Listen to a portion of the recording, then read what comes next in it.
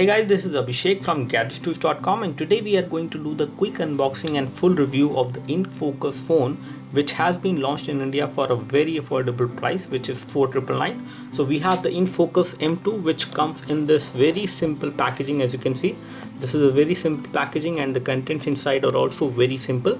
We have the specification which are being mentioned at the back side of the phone package, which is the name of the phone, which is Infocus M2 3G. So this is a 3G compatible phone. Weight of the phone is around 145 gram. Thickness is 11.1 millimeter. And then we have other specification, which includes a 4.2 inch display, which has a resolution of WXGA, which is 1280 into 768, and the display resolution on this device does not feel awkward, especially when you use it in day-to-day usage.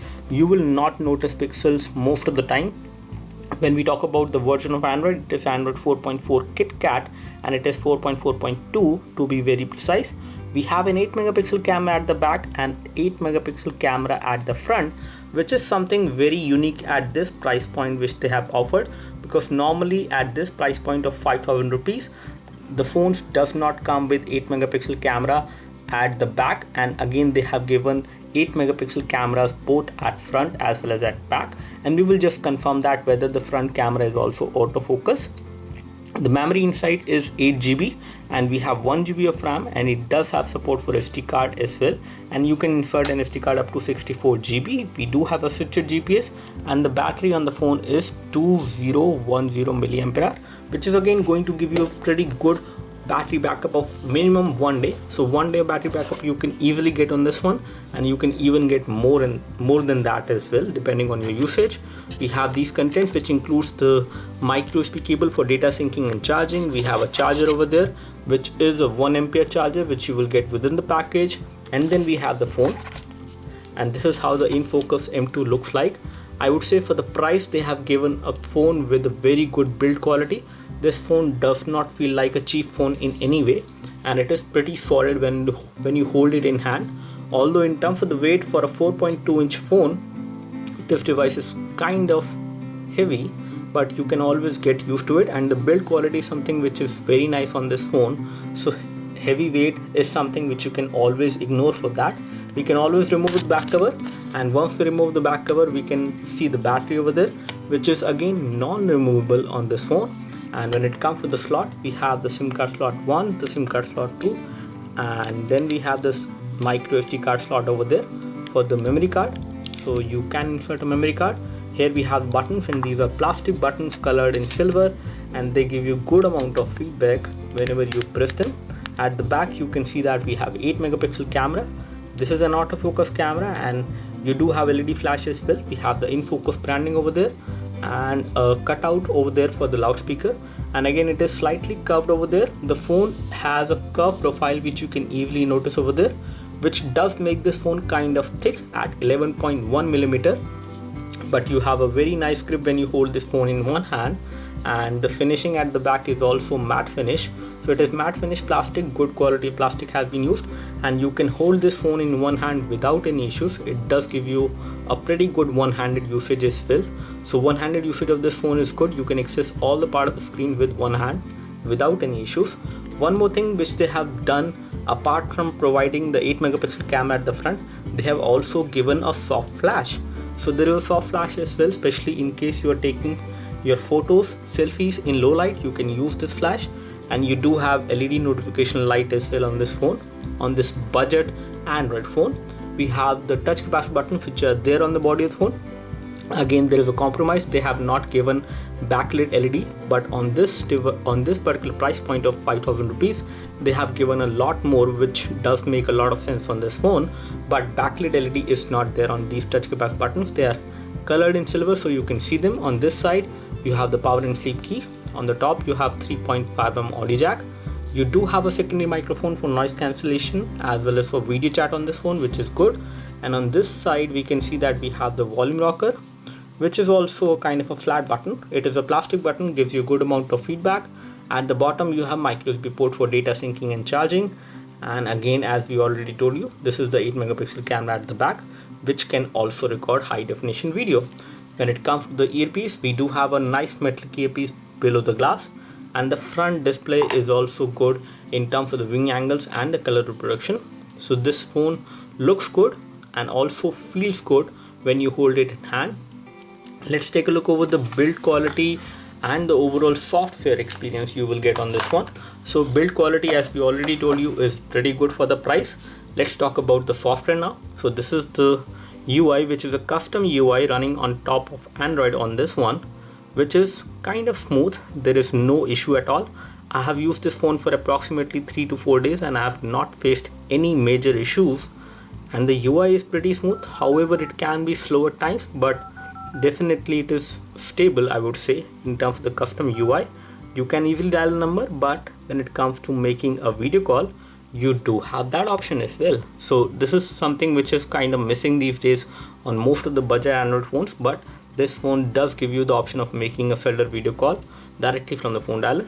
Let's talk about the messaging application, and here we have the messaging application. If we compose a new message, this is how the keyboard look like. The keyboard is pretty good, I would say. It is having a pretty good feel to it, I would say, in terms of the look and feel, and you can type on this device with a high vibration haptic feedback, which you will get whenever you tap on any of the keys. You will also get to see the pop-up, and you can type on this phone without any issues with this keyboard. Talking about some of the benchmark scores, we will first of all take a look over the hardware information. So we have the hardware information on this device, which is Infocus M2 3G this phone is, and it has got an ARM V7 processor. It is MediaTek 6582, as you can see over there, and the processor is clocked at 1.3 GHz. It is a quad core CPU. And let's take a look over the display resolution. We have 768 into 1280. The GPU on the device is Mali 400 MP. The hardware is same as we see on Android One phones on this one, and the sensors which are there inside includes accelerometer sensor, proximity sensor, light and gyroscope sensor as well. This device again does not have magnetic field sensor, but that does not mean that it will not be doing the GPS navigation. You can use this phone for GPS navigation as well. Talking about some more information, we have the Android version over there, which is Android 4.4.2 KitKat, and we do have support for system update, but I don't think that this phone actually is going to get system updates after this one. Let's take a look over the application scenario. Again, this device has 1 GB of RAM, and out of that approximately 477 MB of RAM is free, and the device is fairly responsive. I do not face any kind of issues on this one.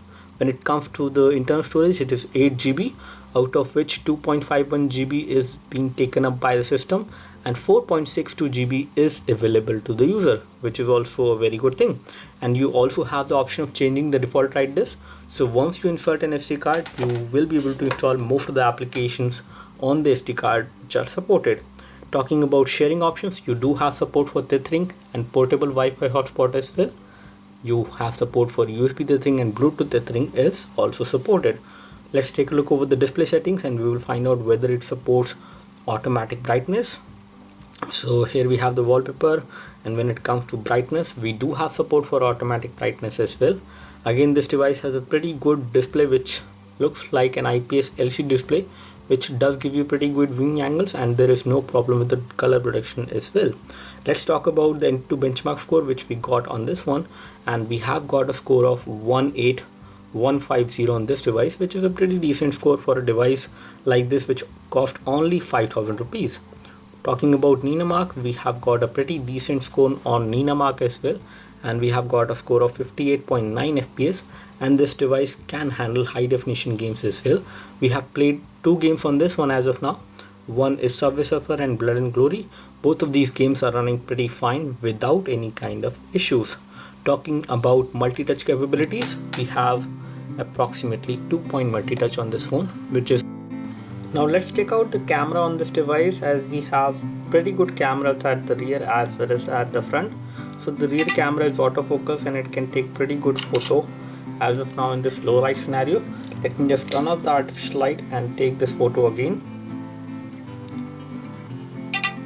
So it does take slight more amount of time to actually take the photo in low light, but it can capture these photos.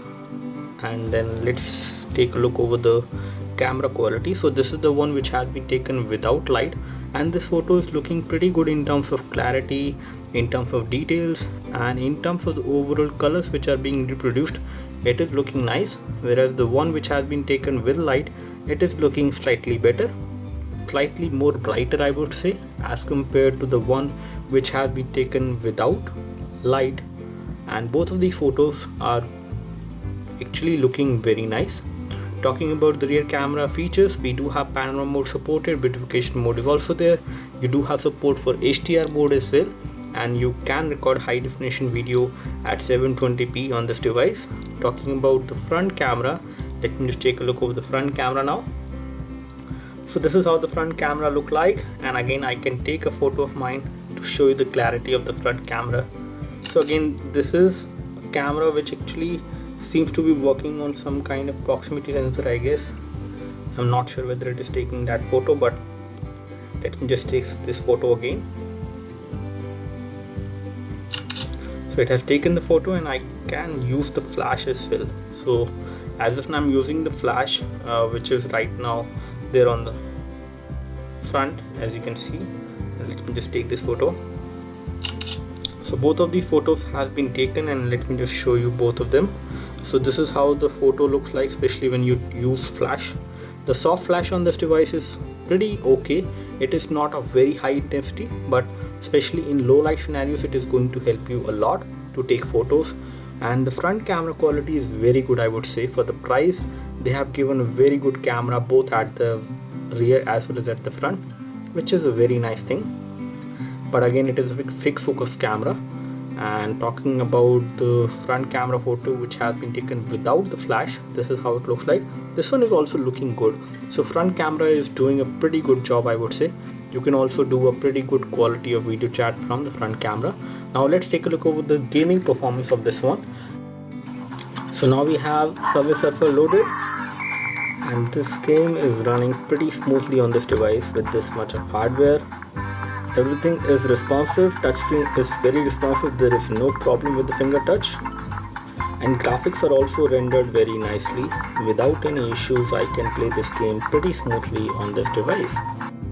So now we are playing this game called Blood and Glory, and this game has loaded, I would say, within a minute on this phone, which is pretty commendable considering the kind of hardware we have inside.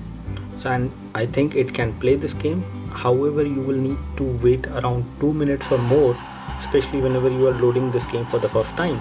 And if this game does not load on this device for the first time, you can always do it again, and second time you will be able to run it.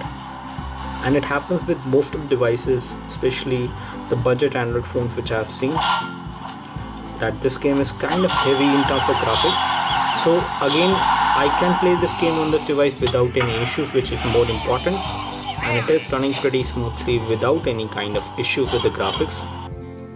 So now we are playing this high definition video from our channel, and as you can see, when we play a high definition video at 720p, the video is showing some black bars on the top as well as at the bottom, so it is not full screen.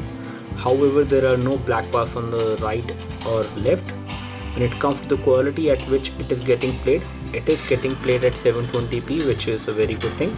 Viewing angles are also very good. You can see the display from almost any angle without any issues on this phone, which is also a very nice thing. Talking about the loudspeaker output, so loudspeaker is loud but not the loudest which we have heard. Again, this goes for a compromise to an extent, but again on this price point you cannot expect much. Loudspeaker is loud but not very loud, and it will get slightly muffled when you place it like this on a table. So all in all, this phone looks like a pretty good phone for 5,000 rupees. You're getting 8 megapixel cameras at the rear as well as at the front, which can give you pretty good photo clarity as well as video clarity as well, which is a good thing. The build quality of the phone is also very nice. The custom UI which is running on top of Android is fluid and responsive most of the time. The overall day-to-day usage of this phone is going to be smooth enough. There will not be any major issues, I would say, and it does come up with some useful application. Not too many bloatware is there on this phone, which is also a good thing. So all in all, this looks like a pretty good value for money to me. One thing which is going to be kind of missing on this phone, within the package you do not get headphones. So headphones are not going to be provided to you in this particular price point when you buy it. But apart from that, everything else is pretty good on this one. The battery backup is also around 1 day easily, and you can even get more than 1 day battery backup depending on your usage. So that's all from us. Do let us know if you have any specific question for the Infocus M2. We would love to help you. You can like this video help you by clicking the like button below. You can subscribe to our YouTube video channel for more videos like this by clicking the subscribe button below. Thanks for watching this video. This is Abhishek signing off. Thank you.